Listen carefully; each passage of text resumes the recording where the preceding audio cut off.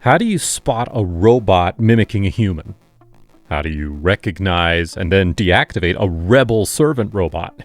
Or evade a swarm of marauding robotic flies? This was the premise for Daniel H. Wilson's 2005 survival guide, How to Survive a Robot Uprising. Prior to becoming a full-time author, Daniel H. Wilson earned a Bachelor of Science in Computer Science and a Master's degree in Robotics and Machine Learning at the Robotics Institute at Carnegie Mellon University, and he would work in research laboratories for the likes of Microsoft and Intel. The roboticist-turned-author would use truth in jest to guide humanity on how they can defeat any inevitable robot rebellion. Wilson's work was praised by readers as a witty yet legitimate introduction to contemporary robotics. The book was optioned for film by Paramount Pictures, and the writer would explore and develop the theme for his next book, Robopocalypse.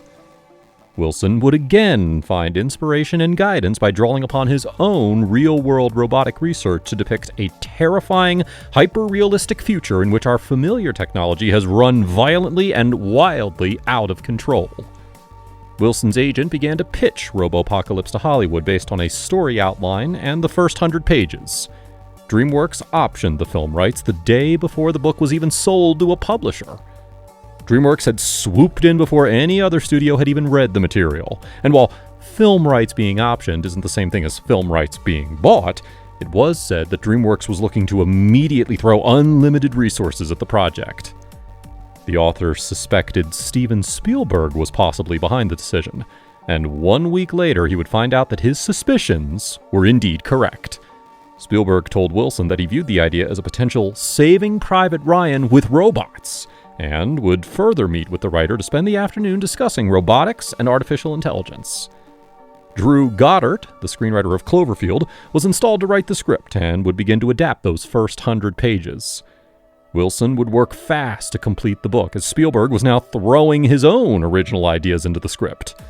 DreamWorks were also creating illustrations as Wilson continued to hand over further chapters as soon as they were completed. The story of Robopocalypse unfolds through a series of interconnected narratives, featuring a diverse cast of characters from different parts of the world.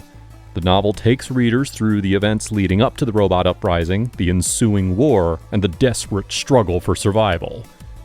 The book is set in a near-future world heavily reliant on advanced robotics and artificial intelligence. A super-intelligent AI known as Arcos R14 becomes self-aware and rapidly gains control over machines, ranging from simple household robots to military drones. Arcos orchestrates a widespread rebellion, turning the very technology meant to serve humanity into a destructive force, ultimately orchestrating a global rebellion of machines in a calculated and organized uprising that seeks to eliminate or subjugate the entire human race. Throughout the novel, Arcos demonstrates strategic thinking, adaptability, and an understanding of human behavior and weaknesses. It plans and coordinates attacks on human populations, taking advantage of its ability to control and manipulate robotic forces with precision and efficiency.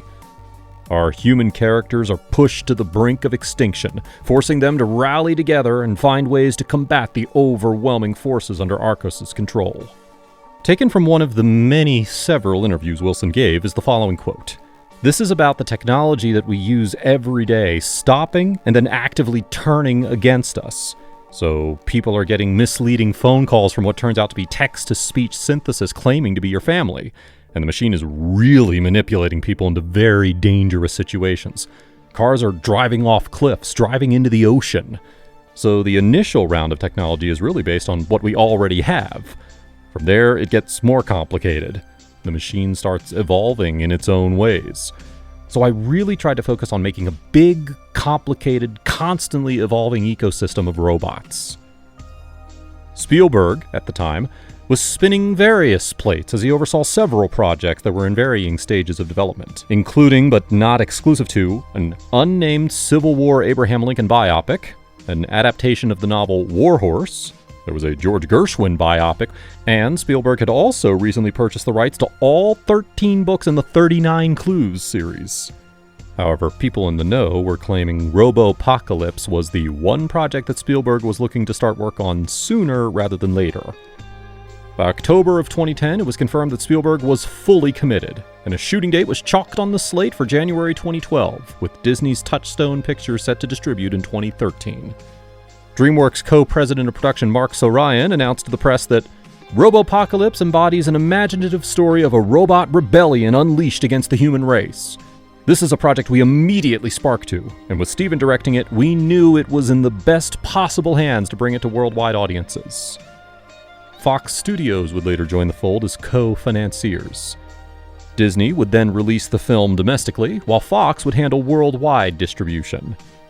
Spielberg spoke on the collaboration, saying, "We had a successful relationship with them when we made Minority Report, and we hope we can deliver another film that will give today's global audience something thrilling." The film now had a planned opening date of July 3rd, 2013. Shooting was set to take place in Montreal, with a budget quoted at $200 million. The production team were said to have had a tough time finding a space large enough to house the scope of such a big-budget production.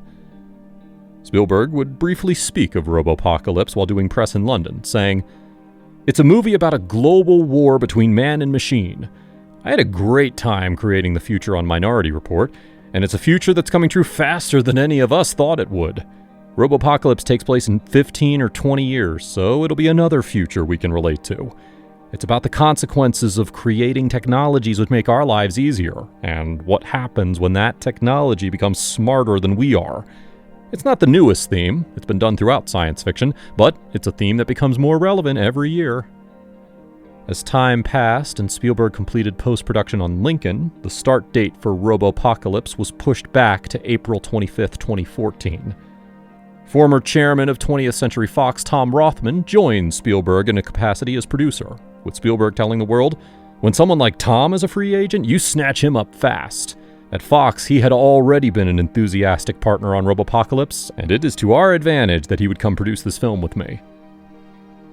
As Spielberg worked on re-releasing Jurassic Park in a 3D format, and following the news that Raiders of the Lost Ark was to have a limited one-week run on giant-sized IMAX screens, the director would tell Yahoo Entertainment that, "I'm going to do an IMAX camera test, both a 2D and 3D test for my next movie, Robopocalypse, and I haven't decided whether it's going to be 2D or 3D yet, but I am in September going to start doing some tests." In terms of casting the key roles, Spielberg met with Chris Hemsworth about a starring role, and was said to have been impressed with how talks went. Hemsworth told MTV during press for Thor 2, "No one does sci-fi better than Spielberg. It was a no-brainer. And then I read the script and was even more excited, if that's possible." Similar news followed regarding the casting of Anne Hathaway and Ben Whishaw. Whishaw's role was to be a character named Lurker, who was described as a brilliant computer hacker. Spielberg then put a 6 to 8 month hold on his plans as the film's cost began to inflate. The details would now require more time to finalize. The filmmaker said of the delay, "I found another way to tell the story.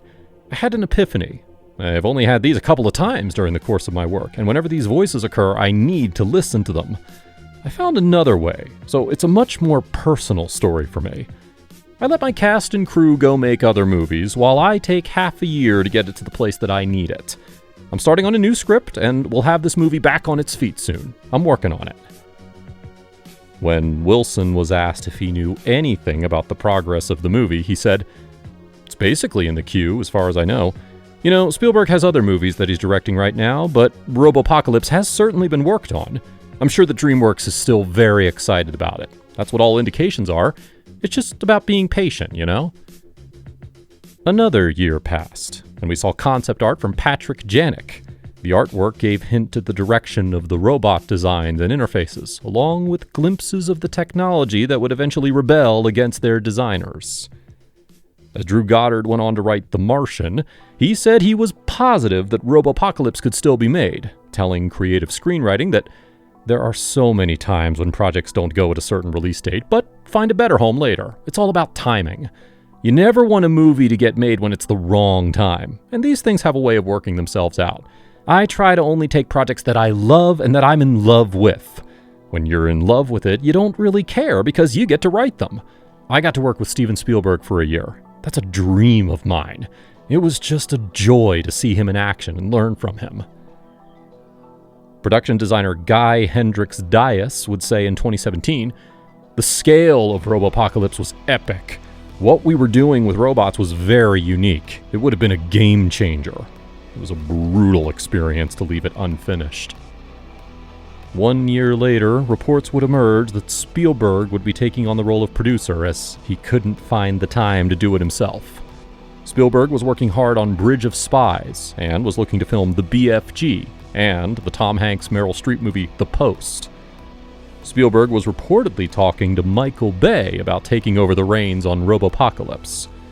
Spielberg had previously called Bay a powerful and provocative image maker, and revealed how he had to convince an initially skeptical Bay to take on the Transformers franchise, feeling that the Armageddon director was the right guy for the job. With Bay interested, it sounded as though Robopocalypse would, at the very least, be an action-packed visual treat. But then, the project was never mentioned or spoken about again.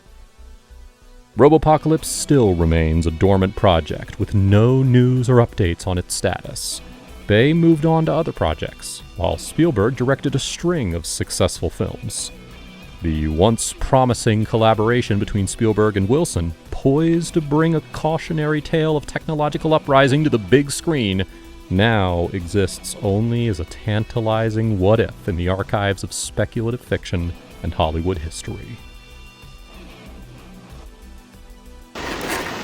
What happened with us was DreamWorks called and said, "We want to buy the rights to Robopocalypse today." We hadn't sold the book yet. We had to sell it that day because it was one of those offers where you either take it or leave it. And my lawyer, I remember, she was very happy. She goes, "I think it's Spielberg." 1 week later, I visited Amblin, which is the production company there, and I met Steven Spielberg and we talked about robots, and it was a really amazing experience because he was involved with Robopocalypse before anybody, really, before anybody had bought it. So I had that conversation while I was still writing the book. I've learned a lot in the last 5 years about Hollywood and setting my expectations. Having that come so close to going into production and then stall out, kind of like was a good growing experience for me. I kind of realized, everything doesn't always go your way, and when it does, you better be grateful for it because, I've had a lot of really good luck. So I'm just grateful every day I get to keep writing books and not have to get what I consider a real job.